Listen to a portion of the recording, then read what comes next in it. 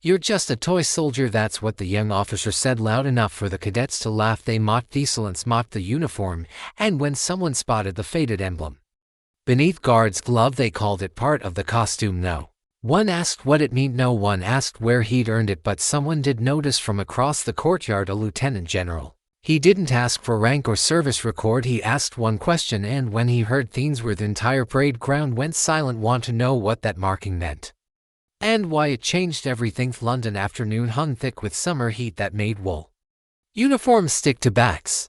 Horse guards parade stretched under the sun like a stage set for empire, all polished stone and brass, catching light that made tourists reach for their cameras. Corporal Ellis Ward stood second from the front of the ceremonial line, bareskin, casting shadows across eyes that had seen things most people couldn't imagine. At 38, he was older than the other guards by a decade, maybe more. His jaw carried the kind of weathering that comes from squinting through desert sun and sleeping on ground that's either too hot or too cold, never just right.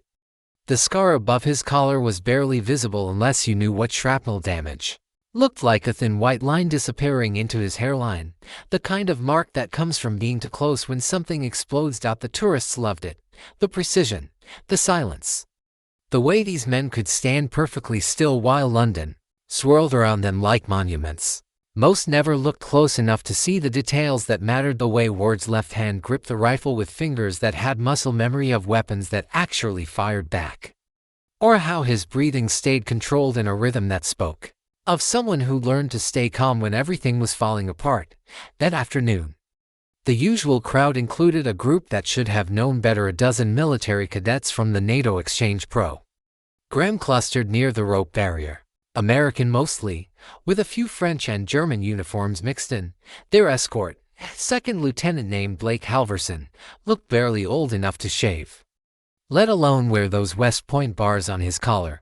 "Look at them," Halverson said, not bothering to lower his voice as he gestured toward the line of guards. "Wind-up dolls.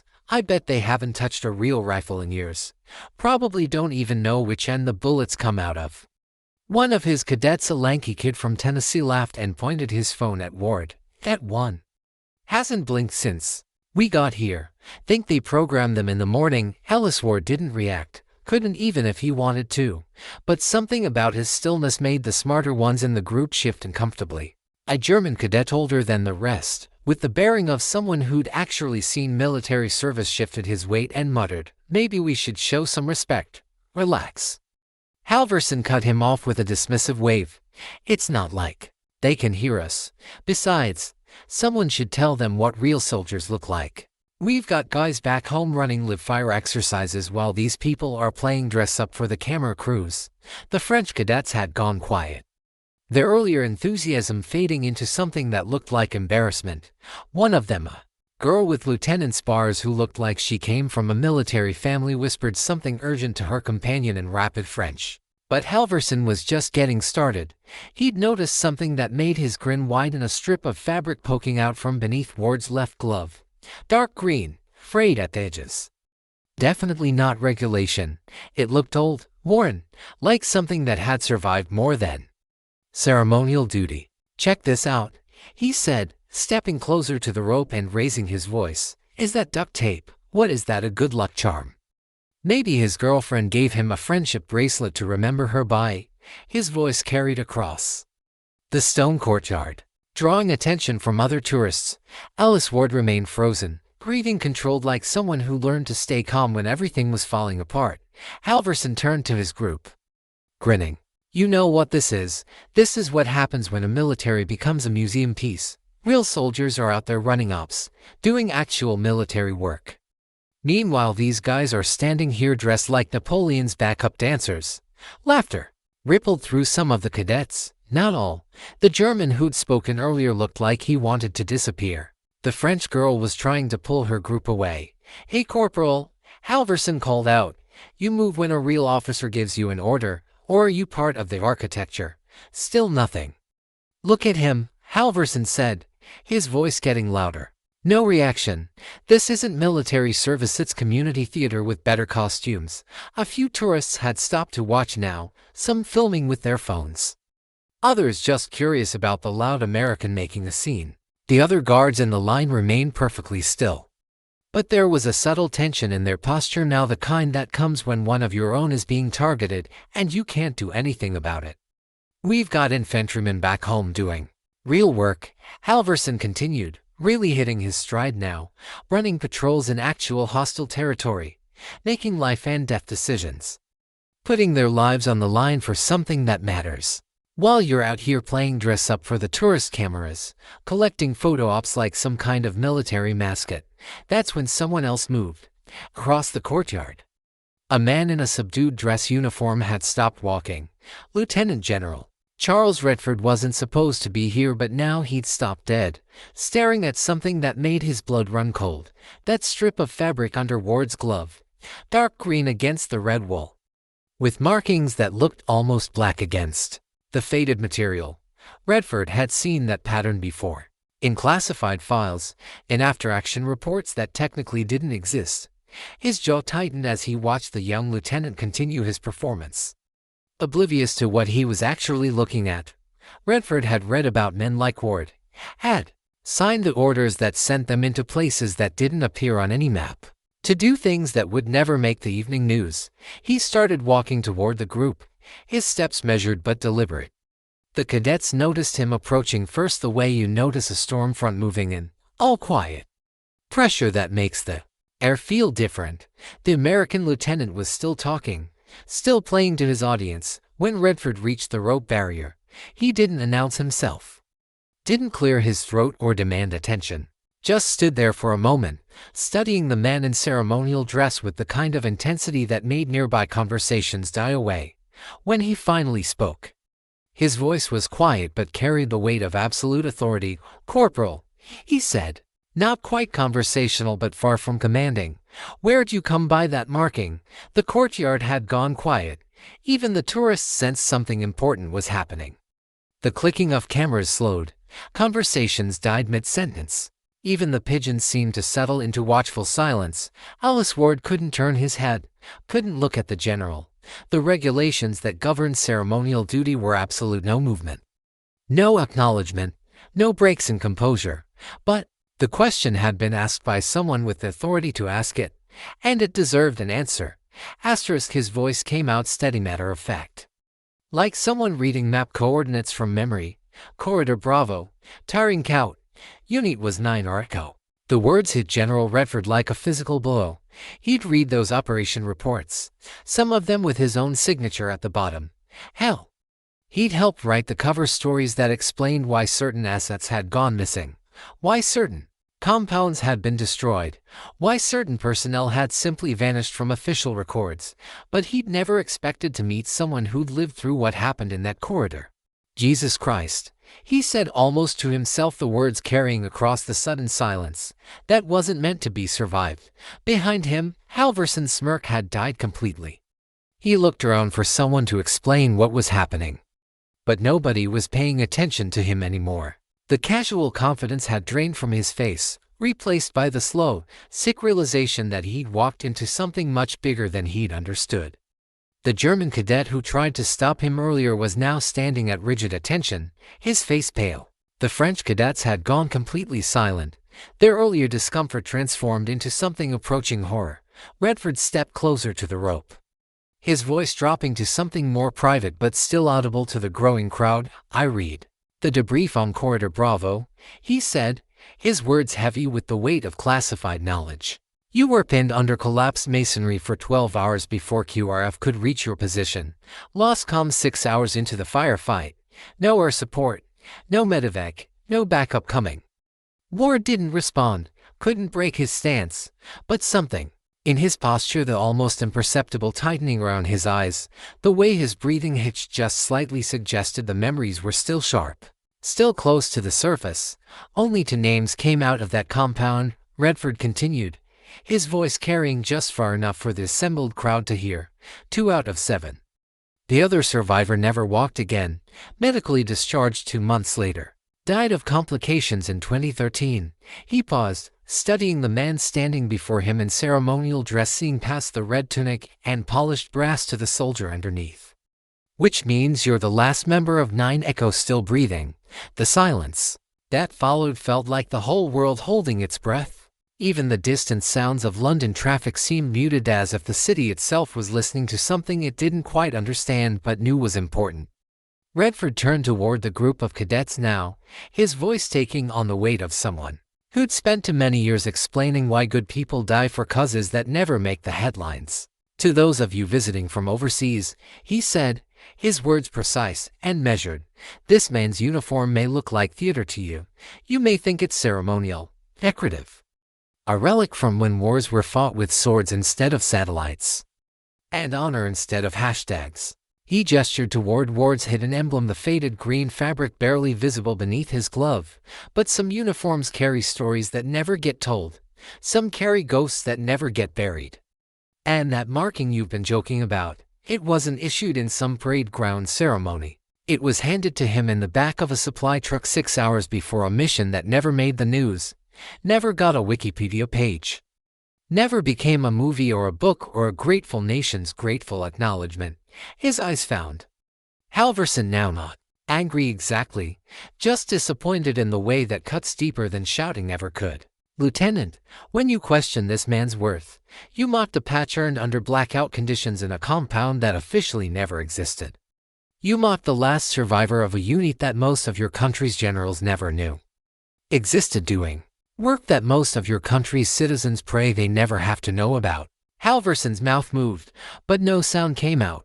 The confident swagger had evaporated completely, leaving behind a young officer who suddenly understood he'd stumbled into waters much deeper than he'd ever imagined. One of the younger cadets, an Air Force ROTC kid who couldn't have been more than 19, whispered, "9R, I thought that was just rumors, stories people told." Another muttered, "They were disbanded after the blast at Taring Kaut. Was that real?" Redford's voice cut through the whispers like a blade through silence. "Let me tell you what that patch means," he said, his words carrying the authority of someone who'd signed too many death certificates.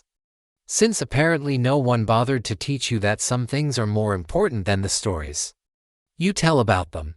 The courtyard felt smaller suddenly, like the buildings themselves were leaning in to listen, like history was pressing close to make sure every word was heard and remembered. 9R Echo wasn't official, Redford began. They weren't supposed to exist.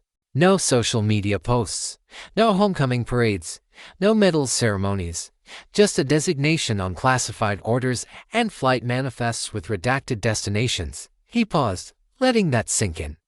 They were dropped into Helmand Province in 2008 under Operation Marfold, buried so deep inside Joint Task Force operations that most commanding officers didn't know they existed. The silence was absolute now.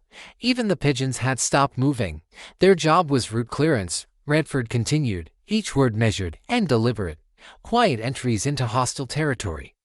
Permanent solutions to problems that couldn't be solved with traditional forces, conventional tactics, or public accountability. They went in first. They cleaned up what needed cleaning, and they disappeared before anyone could ask uncomfortable questions about methods or collateral damage. He looked at Ward again, standing rigid in his ceremonial pose, and something like reverence crept into his tone.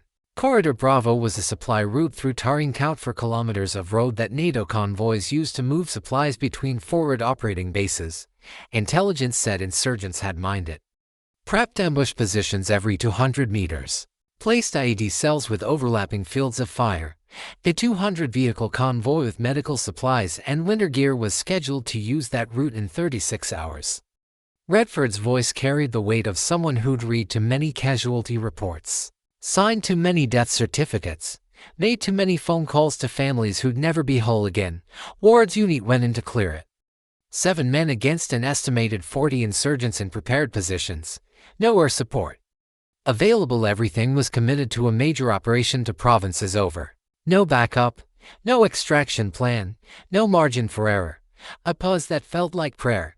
They never made it out. He gestured toward the man in the red tunic, still standing at perfect attention despite the weight of memory and heat and the eyes of strangers. His team was compromised halfway through the sweep when their local guide turned out to be working for the other side. Lost the element of surprise, lost their advantage, lost any hope of completing the mission quietly. Air support was still tied down elsewhere. Communications were being jammed, and extraction was impossible. The German cadet who tried to stop Halverson earlier now stood at rigid attention, his face pale with understanding. One of the French cadets had tears in her eyes. They fell back to a ruined compound that might have been a school once, or a clinic, or someone's home before the war made such distinctions meaningless. 5 men they'd already lost to in the initial contact against waves of insurgents who knew the terrain and had nothing to lose. Redford's voice grew quieter, more personal, as if he was sharing something that hurt too. Remember, they held that compound for 31 hours. 5 men with limited ammunition, no food, no water, and no hope of rescue. When QRF finally broke through the enemy lines, only 2 bodies were still moving. One was unconscious, bleeding out from shrapnel wounds that should have killed him hours earlier. The other was dragging him toward what was left of an exterior wall. He looked directly at Ward, now seeing past the ceremonial uniform, to the man who'd lived through hell and chosen to keep living. That man, the one you've been calling a toy soldier, carried his team leader through broken concrete and sustained gunfire for 80 yards. Then went back for their radio equipment because someone needed to call in the coordinates for the airstrike that would level the compound. Then went back again for the wounded interpreter who'd been loyal when loyalty meant death. The silence was so complete that even breathing seemed loud. He went back 3 times into that collapsing building, under enemy fire, with insurgents closing in from 3 sides. Went back because that's what you do. That's what soldiers do when soldiers mean something more than a paycheck and a uniform and a story to tell at parties. Redford turned back to the cadets, his voice carrying the weight of every funeral he'd attended, every flag he'd folded, every widow he'd consoled. After the dust settled, and the bodies were counted and the reports were written in language that made horror sound like policy, 9 Arco was dissolved, quietly, officially, the kind of dissolution that happens in offices where the windows don't open and the conversations never get recorded. He paused, studying the young faces before him. The survivors were split up and reassigned to different units. Different bases, different continents. One was medically discharged within 6 months when it became clear his body would never recover from what had been done to it. The other. Redford looked at Ward's perfectly pressed uniform, his ceremonial rifle, his absolute stillness in the face of heat and scrutiny and the weight of unwanted attention. The other requested assignment to ceremonial duties, not because he wanted recognition or easy duty or a safe posting where nobody shoots at you, but because he understood that guarding this place, this tradition, this symbol, this idea of what we're supposed to stand for meant something to the men who never made it home. The silence that followed was different from ceremonial silence. This was the kind that holds weight, that carries the presence of the dead, that makes you understand why some people choose to stand still rather than move forward. One of the French cadets raised her hand slightly, like a student asking permission to speak in a classroom where the lesson had become too important for interruption. "Sir," she said quietly, her accent making the words more formal, more careful. "Why would someone who's done all that choose to stand here in silence when he could tell his story, could be recognized for what he did?" Redford's expression softened slightly, the way it does when someone asks the right question, even if they don't understand why it's right. "Because, mademoiselle," he said in silence, "no one gets to edit the story. No one reduces what happened to a soundbite or a headline or a hashtag that trends for 3 days and gets forgotten. No one claps for cameras or gives speeches about sacrifice they've never made. The men we lose, sometimes silence is the only way to carry them properly, to honor them without cheapening what they gave." He looked down at that strip of faded fabric still barely visible beneath Ward's glove, and his voice grew even quieter. "And some patches were never meant to be seen. Only remembered, only carried, only honored in the kind of silence that speaks louder than any medal ceremony or parade or grateful nation's grateful acknowledgement." An American cadet, one who'd been laughing and filming earlier, cleared his throat. His phone hung forgotten at his side. I think we owe him a salute, sir." Redford didn't answer immediately. Instead, he stepped as close to the rope as protocol allowed, came to attention with the precision of someone who'd been doing it for 40 years, and brought his hand up in a formal salute. Slow, deliberate, held longer than any regulation required. It Wasn't part of any ceremony. It wasn't authorized by any manual. It wasn't the kind of thing that happened in tourist areas where cameras recorded everything and nothing stayed private. But Redford held it anyway, as locked on the man who had once held a crumbling compound by himself and now stood guard over something larger than tradition, more important than spectacle. When he finally lowered his hand, his voice was quiet but clear enough to carry across the stone courtyard and into the silence that had settled over everything like a benediction. If Corporal Ward chooses to stand here in silence, he's earned that right 100 times over. And if anyone else has a problem with how he serves, they can come explain it to me personally. The words carried across the courtyard like an echo that wouldn't fade, settling into the spaces between the cobblestones and the gaps in understanding, and the sudden sharp awareness that some things are too important to mock. Behind the rope, the cadets had straightened without being ordered to. Some held their hands behind their backs in modified attention, others simply bowed their heads. The mockery from earlier felt like something that had happened years ago instead of minutes in a different place, to different people who hadn't yet learned what respect actually looked like. Halverson looked down at his boots, his jaw working like he was trying to swallow something bitter and sharp. When he finally looked up, his voice was barely above a whisper, stripped of all the confidence that had carried him through his earlier performance. "Corporal Ward," he said. And the words came out rougher than he'd intended. "I didn't know. I'm sorry. I'm really, truly sorry." Ward didn't respond. Couldn't break his stance, or acknowledge the apology, or make it easier for the young officer who'd learned a lesson that would follow him for the rest of his career. But the apology hung in the air anyway, accepted by silence that somehow felt more gracious than words, more forgiving than anger.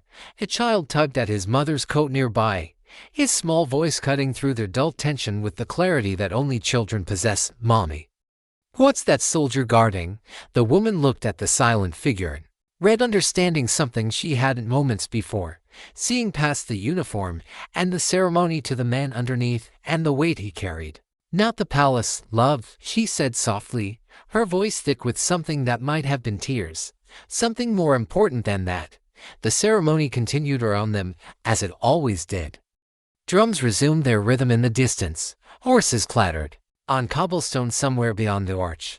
The crowd's attention began to drift back to the spectacle they'd come to see, the scheduled performance that followed rules everyone understood.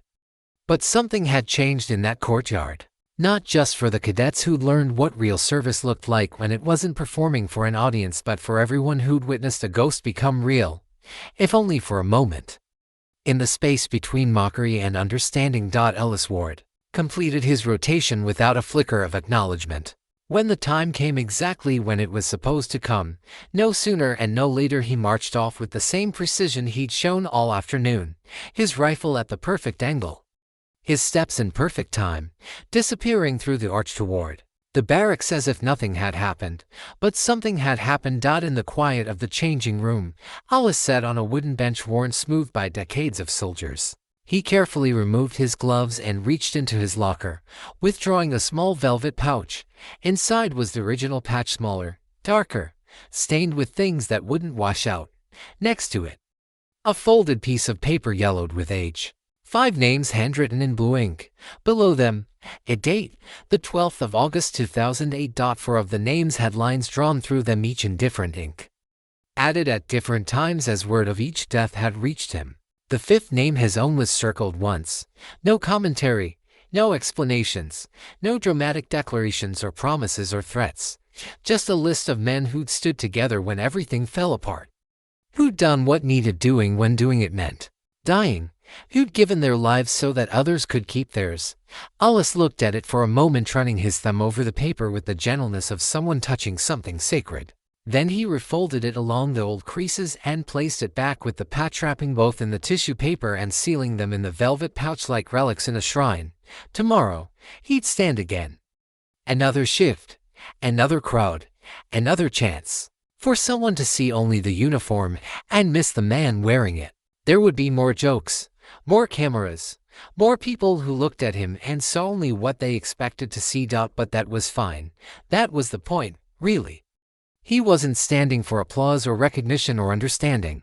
He wasn't standing so people would know his story or thank him for his service or make him feel better about the choices he'd made and the prices he'd paid. He was standing for the names on that paper. For the men who'd given him the chance to stand at all. For the interpreter who died loyal and the team leader who died brave and the communications specialist who died young and the medic who died trying to save someone else. In the silence of the empty barracks, listening to the sounds of London life continuing outside the windows, that felt like enough. More than enough. It felt like exactly what he was supposed to be doing.